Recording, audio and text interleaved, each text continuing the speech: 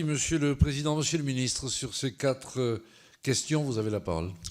Merci. Peut-être Madame Cornelou nous a rejoint qu'en cours d'intervention.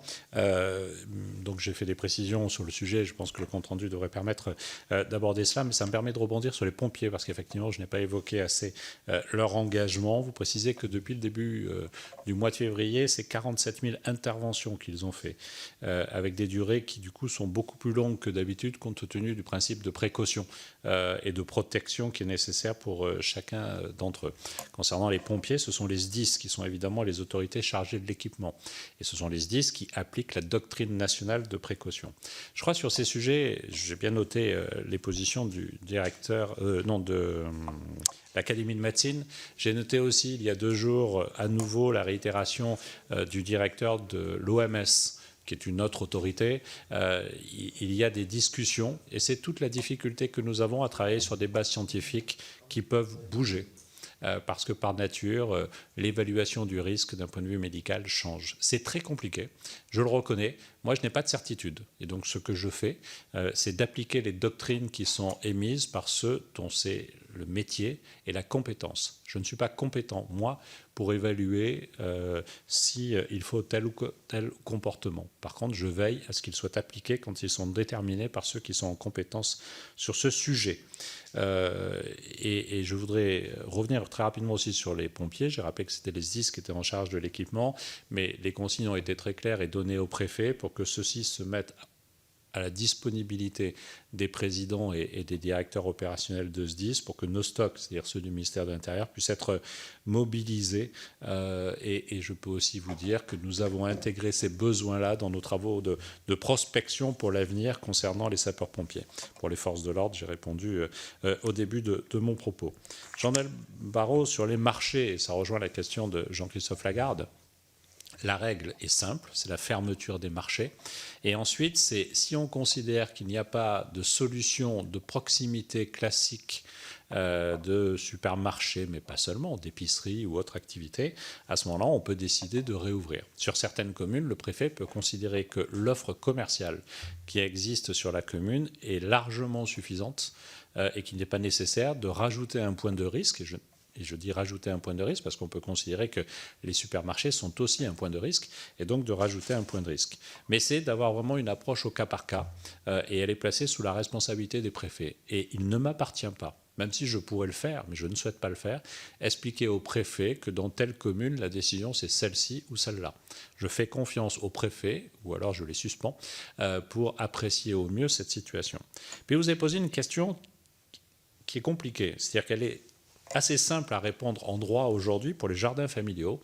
Les jardins familiaux ne sont pas considérés comme un lieu de travail, et donc on ne peut pas considérer que le fait de se rendre au jardin familial que l'on a, de cultiver et de faire pousser une production qui sert généralement à l'alimentation et quelquefois même en secours, rentre dans ce cadre. Et pourtant, en posant votre question, et vous voyez dans la gêne que j'ai sur ma réponse, le fait de me dire que c'est quand même très embêtant, parce que c'est une culture, j'ai été maire et j'en ai créé, c'est une culture, c'est aussi quelquefois une urgence sociale, et c'est un vrai sujet.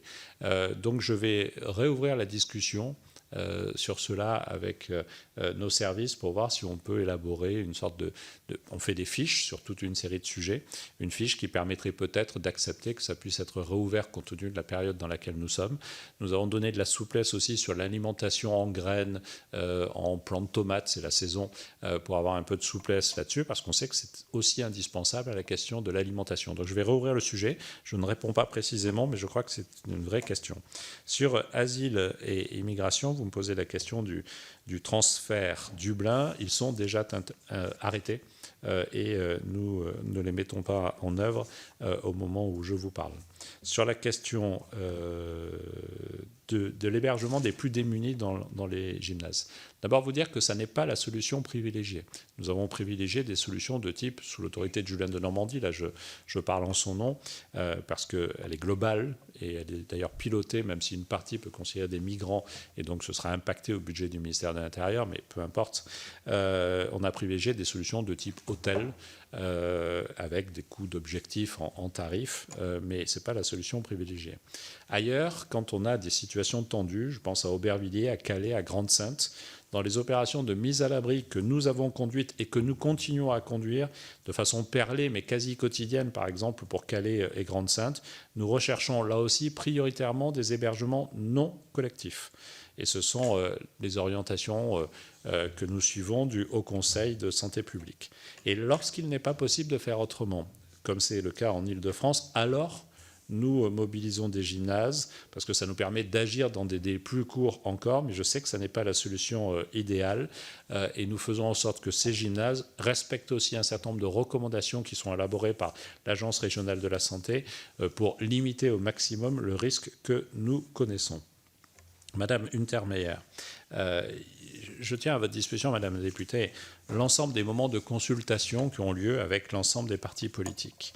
Des réunions courrier du 25 février 2020 du Premier ministre, réunion le 27 février, présentation aux associations d'élus par moi-même et d'autres ministres le 5 mars 2020. Et j'en ai rendu compte ensuite au président de l'Assemblée nationale et au président du Sénat.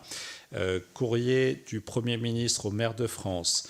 J'ai ensuite mis en place les préconisations convenues avec notamment l'Association des maires de France, mais pas seulement, par télégramme, et un certain nombre d'instructions sur la constitution des bureaux de vote, l'organisation physique, le matériel de vote, les consignes sanitaires générales. Une réunion présidée par le Premier ministre, là encore, avec les chefs de parti et groupements, le 12 mars. Puis le 12 mars au soir, le président de la République s'est exprimé sur le maintien de l'élection. Et le lendemain, j'ai mis en œuvre par visioconférence les dispositifs dont je vous parle. Les moments de discussion ont été nombreux. Nous aurons l'occasion d'en reparler. Mais ne laissons pas penser que c'est une décision qui n'a pas été prise conformément à ce que nous faisons depuis le début, c'est-à-dire prendre l'avis des professionnels de santé et ouvrir sur ce sujet les discussions les plus larges possibles avec l'ensemble des autorités, quand elles sont politiques, quand ce sont des présidents de groupe à l'Assemblée ou au Sénat, avec la volonté de chercher la meilleure solution.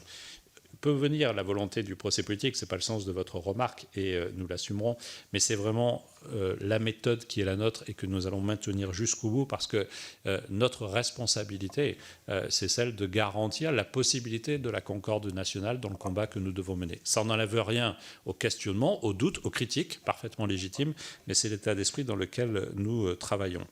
Je reviens sur ce que j'ai appelé hier devant le Sénat la guerre des masques, pour dire combien cela était insupportable. Et votre question est parfaitement légitime.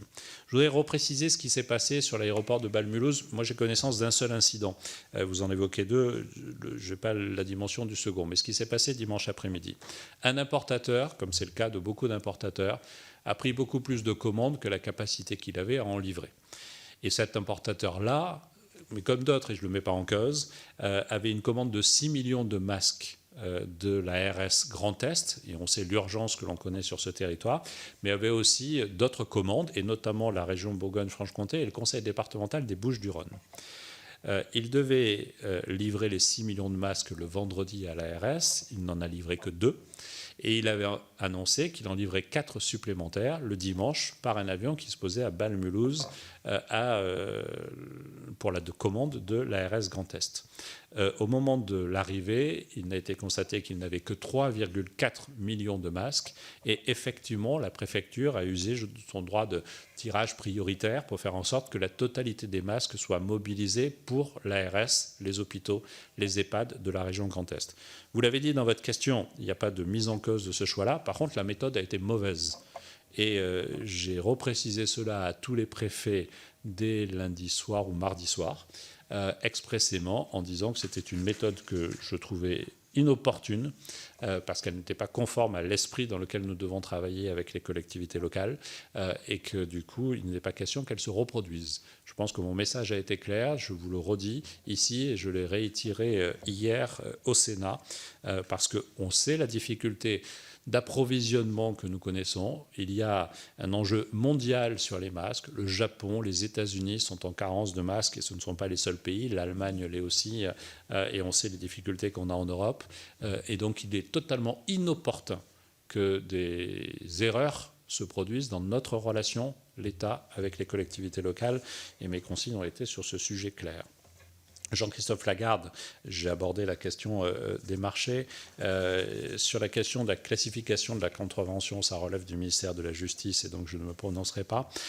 Sur les violences infrafamiliales, c'est un sujet de très grande préoccupation parce que nous savons que le confinement peut être le terreau des violences infrafamiliales. Je pense aux violences sexuelles et sexistes, je pense aussi aux violences vis-à-vis des enfants.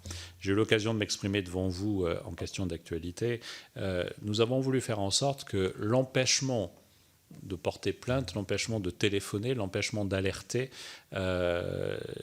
n'empêche pas ou n'oblige pas à subir. Et donc on a développé tous les moyens possibles. Dans tous les moyens possibles,